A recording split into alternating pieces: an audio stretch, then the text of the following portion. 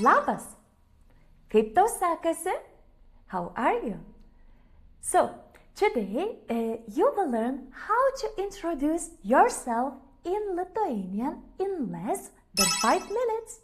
So, let's get started. So, step 1. Say your name. Mano vardas yra Laura. Mano vardas yra Laura. My name is Laura. Or there is a shorter version. Aš esu Laura. Aš esu Laura. I am Laura. Okay, step 2. Say where are you from? Aš esu iš Lietuvos. Aš esu iš Lietuvos. Aš esu iš Lietuvos. I am from Lithuania. Step 3. Say where do you live?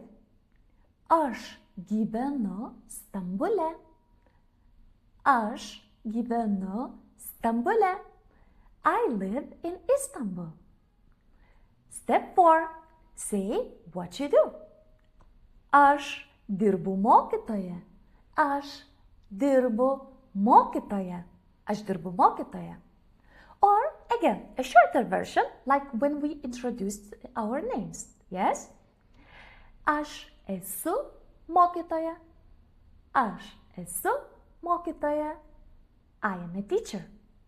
Okay, and step 5, maybe the most challenging one. Malonu susipažinti. Malonu susipažinti. Nice to meet you. Okay, so now the whole conversation, the whole introduction. Gerai? Labas. Mano vardas yra Laura. Aš esu iš Lietuvos, bet gyvenu Stambule. Aš dirbu lietuvių kalbos mokytoja. Malonu susipažinti.